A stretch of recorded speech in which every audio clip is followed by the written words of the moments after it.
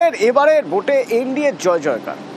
তো এবারের ভোট গুরুত্বপূর্ণ ছিল কারণ এসআইআর এর পর বিহারের প্রথম ভোট এবং ইভিএম খুলতেই দেখা গেল এনডিএর ঝুলি পুরো ভরে গিয়েছে ভোটে। এবার তো পশ্চিমবঙ্গের ভোট, পশ্চিমবঙ্গেও কি এসআইআর হাতিয়ার হয়ে উঠবে বিজেপির?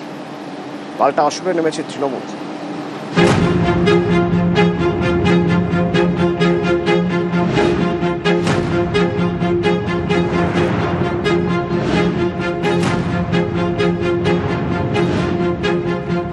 বিহারেও এসআইআর এর পরে ভোট হয়েছে, এখানেও এসআইআর এর পরে শুদ্ধ পবিত্র ভোটার তালিকায় ভোট হবে। অপশাসন, কুশাসন, নারী নির্যাতনকারী, বেকারের চাকরি চুরি করা আমরা হারাবো। बिहार की जीत हमारी है, बंगाल वाली दीदी अगली बारी बंगाल की है, क्योंकि वहां भी रोहिंग्या बांग्लादेशी घुसपैठियों को निकालना है। ভারতীয় জনতা পার্টি একটা বিষ বৃক্ষ। কেন্দ্রীয় মন্ত্রী গিরিরাজ সিং সংবিধানের শপথ নিয়েছেন, আর যত অসাংবিধানিক কথা তিনি বলেন, সব ধর্মের মানুষ, সব জাতির মানুষ, সব প্রদেশের মানুষ এখানে থাকেন, একসঙ্গে মিলেমিশে থাকে। এটা আপনাদের সহ্য হচ্ছে। আমরা নাকি সবাই রোহিঙ্গা, আমরা নাকি সকলেই বাংলাদেশ। 2026 নির্বাচন তো আপনাদের টার্গেট। এই অপমান এবং যেভাবে সাম্প্রদায়িক কথা, এটা কিন্তু বাংলা টলারেট করবে না।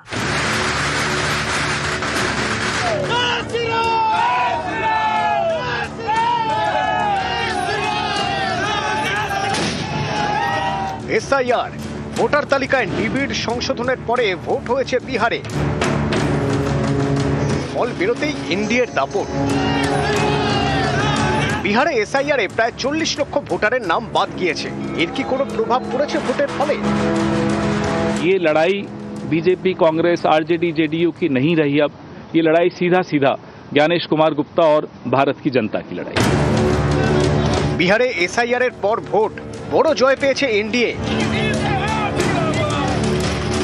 পরের বছর পশ্চিমবঙ্গে বিধানসভা ভোট, সেই ভোটে বিজেপির হাতিয়ার এসআইআর।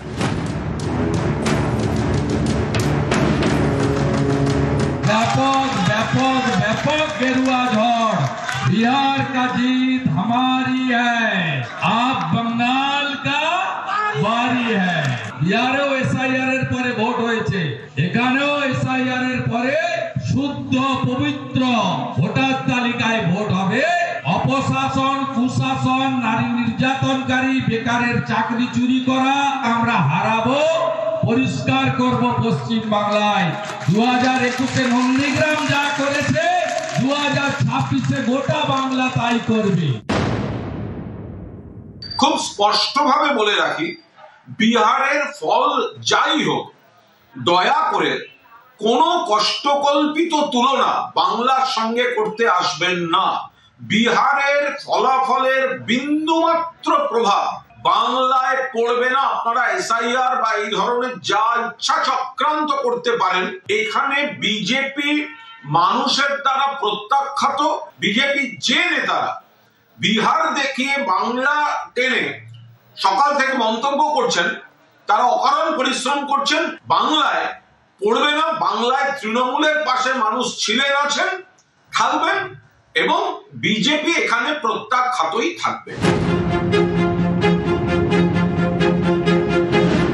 বিহারে এসআইআর সম্পন্ন হওয়ার পরও কোনো কমপ্লেন ছিল না, এখনো কোনো কমপ্লেন নেই, আগামী দিনেও হবে বলে আমার মনে হয় না। এসআইআর একটা রেগুলার প্র্যাকটিস, তো এতে মানুষকে ভয় পাওয়ানোর কিছু নেই।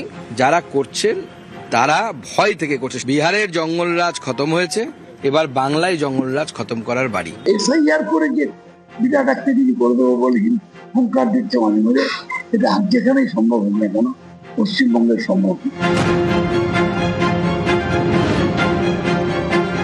নিউজ 18 বাংলা। আচ্ছা, ইতিমধ্যে তো অনেকে